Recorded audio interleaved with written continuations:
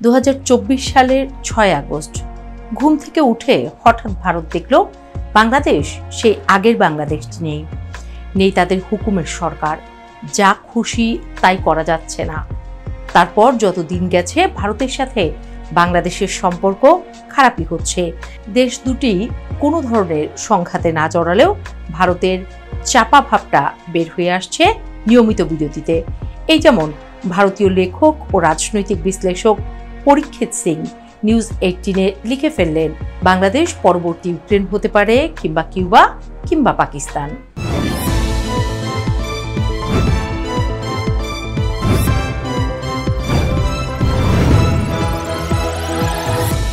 পরীক্ষিতের ভয়টা অমূলক নয়, তার কারণ আছে। তুরস্ক থেকে অত্যাধুনিক ড্রোন কেনার চুক্তি করেছে বাংলাদেশ। যেসব ড্রোন একসময় সিরিয়া, লিবিয়া আর ইউক্রেন যুদ্ধের মোড় ঘুরিয়ে দিয়েছিল, সেই একই ধরনের বাইরাক্তার TB2 এখন বাংলাদেশের আকাশে পাহারা দিচ্ছে সীমান্ত। আরও আসবে সামনে। ভারতের দাবি বাংলাদেশ এবার তুরস্কের মিসাইলও আনছে। তুরস্কের সঙ্গে প্রতিরক্ষা সহযোগিতা এটাই প্রথম নয়। কিছুদিন আগে ঢাকায় যৌথ সামরিক প্রশিক্ষণের উদ্যোগ নেওয়া হয়। বাংলাদেশে তুরস্কের অস্ত্র কারখানা করার কথা আছে। তার সঙ্গে যুক্ত হয়েছে আরও বড় খবর, বাংলাদেশের হাতে আসছে গোটা বিশেক চীনা জে-10 যুদ্ধবিমান। এই জেটটাই কিছুদিন আগে পাকিস্তান ব্যবহার করেছে ভারতের রাফায়েল মোকাবেলায়, আর ফলাফলটা ছিল রীতিমতো চমকপ্রদ।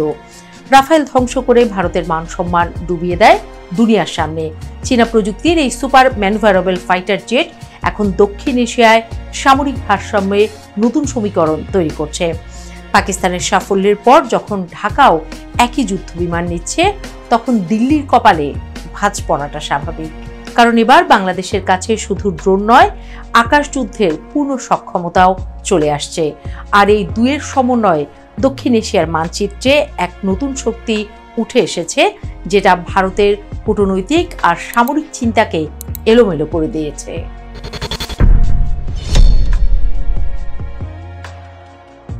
ভারত সবসময় চেয়েছে বাংলাদেশ তার ছায়ায় থাকুক। রাজনৈতিক, অর্থনৈতিক, কৌশলগত সবখানেই দিল্লির ঢাকার উপর প্রভাব রাখবে। কিন্তু এখনকার বাংলাদেশ সেই ছায়া থেকে বেরিয়ে এসেছে। নতুন সরকার ভারতের কোনো পরামর্শ নিচ্ছে না, চুক্তি করছে নিজেদের প্রয়োজন বুঝে, বিনিয়োগে নিচ্ছে প্রতিযোগিতামূলক শর্ত। ঘন ঘন ঢাকায় আসছে পাকিস্তানের কর্তারা, সবকিছুই ভারতকে পাশ কাটিয়ে। তুরস্ক, চীন, জাপান, এমনকি দক্ষিণ কোরিয়াও ঢাকার সঙ্গে নতুন অংশীদারিত্বে আগ্রহী। এমন অবস্থায় ভারতের একক প্রভাব ভেঙে পড়েছে। এই পরিবর্তনটাই ভারতের কাছে অস্বস্তিকর, কারণ এটা এমন এক বাংলাদেশ যাকে আর প্রিয় বন্ধু বলে ব্যবহার করা যায় না, বরং যার সঙ্গে সমান কণ্ঠে বসতে হয় আলোচনায়।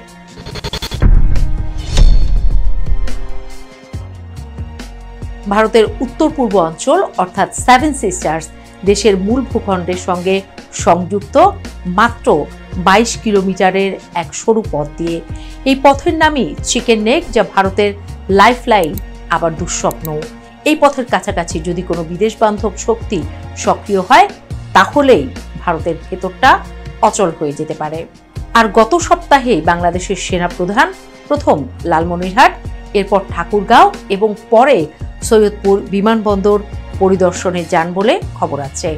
ভারতের আশঙ্কা সেখানে সেনাঘাঁটি, বিমানবন্দর ও আধুনিক কমান্ডো সেন্টারের কাজ চলছে জোরে সোরে।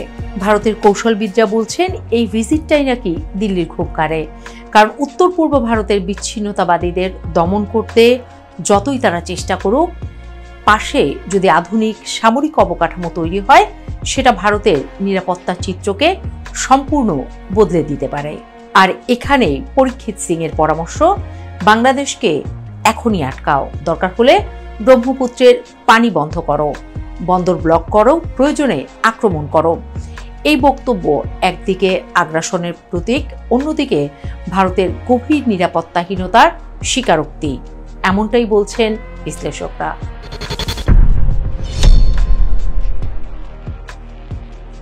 তিনি লিখেছেন, 1971 সালে ভারত সুযোগ হারিয়েছে, সীমান্ত নতুন করে আঁকা হয়নি। এখন সময় এসেছে সেই ভুল সংশোধনের। এই বাক্যগুলো পরীক্ষিতের ব্যক্তিগত মত নয়। এতে ভারতের ভেতরে শক্তিবাদী মনোভাবের প্রতিচ্ছবিও নাকি প্রকাশ পেয়েছে মত বিশ্লেষকদের, যেখানে বাংলাদেশের স্বাধীন অস্তিত্বকে সহ্য করা হয় না আর প্রতিবেশীকে সমান অংশীদার না ভেবে অধীন রাষ্ট্র হিসেবে দেখা হয়। কিন্তু সময় বদলে গেছে। বাংলাদেশ এখন এমন এক অবস্থায় দাঁড়িয়ে যেখানে তাকে ব্লকেট দিয়ে ঠেকানো যাবে না, কারণ বাংলাদেশের পাশে আছে বড় খেলোয়াড়রা।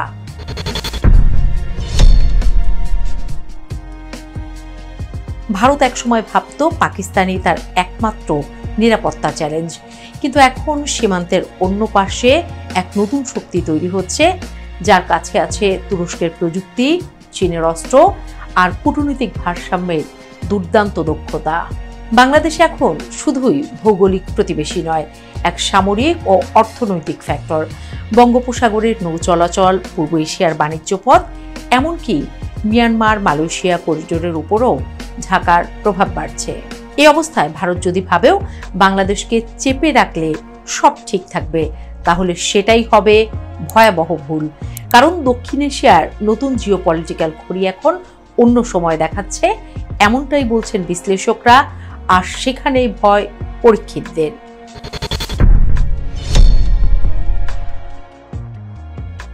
যাই হোক, চিরকাল বাংলাদেশের অবস্থান পরিষ্কার। সে কোনো সংঘাত চায় না, কিন্তু নিজেকে দুর্বলও রাখতে চায় না। ড্রোন বা যুদ্ধ বিমান কেনা মানে যুদ্ধ নয়, এগুলো সার্বভৌম সিদ্ধান্ত, প্রতিরক্ষা সক্ষমতার অংশ। বাংলাদেশের দক্ষিণে অস্থিরতা চলছে, সেটা মোকাবেলায় অস্ত্র সক্ষমতা লাগবে বাংলাদেশে। ঢাকা জানে আঞ্চলিক স্থিতি রাখতে হলে ভারসাম্য জরুরি। তুরস্ক, চীন, জাপান আর হালের পাকিস্তান সব দেশই সেই ভারসাম্যের অংশীদার। আর ভারতের সঙ্গে সম্পর্কও এই নতুন প্রেক্ষাপটে পুনর্নির্ধারণ করতে চায় বাংলাদেশ।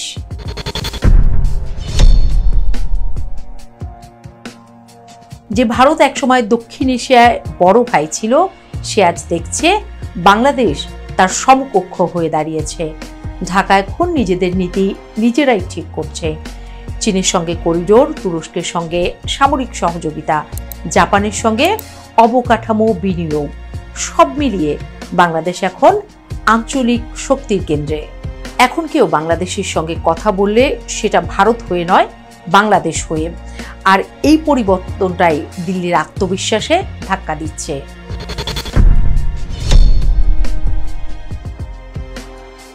পরীক্ষিত সিং বলছেন, বাংলাদেশকে কিউবা বানাও, ইউক্রেন বানাও, ব্লকেট দাও, দরকার হলে আক্রমণ করো। কিন্তু তিনি বুঝতে পারছেন না, যে দেশ 1971-এ রক্ত দিয়ে দাঁড়িয়েছে, তাকে ভয় দেখানো যায় না। বাংলাদেশের আত্মবিশ্বাস এখন তার অর্থনীতি, সেনাশক্তি এবং জনগণের ইচ্ছায় গাথা। চিকেন নেকের কাছে সেনাপ্রধানের ঘুরে আসা কোনো কাকতাল নয়, এটা ভারতের প্রতি নীরব বার্তা। বাংলাদেশ এখন নিজস্ব কক্ষপথে চলছে, এমনটাই কথা হচ্ছে সামাজিক যোগাযোগ মাধ্যমে। তুরস্কের ড্রোন, চীনের জেট কিংবা নিজস্ব মনোবল, সবকিছু মিলিয়েই এই বাংলাদেশ দক্ষিণ এশিয়ার নতুন বাস্তবতার নাম, যে বাস্তবতায় ভারত প্রথমবারের মতো অনুভব করছে বাংলাদেশকে আর নিয়ন্ত্রণ নয়, এখন তাকে সম্মান করতে হবে।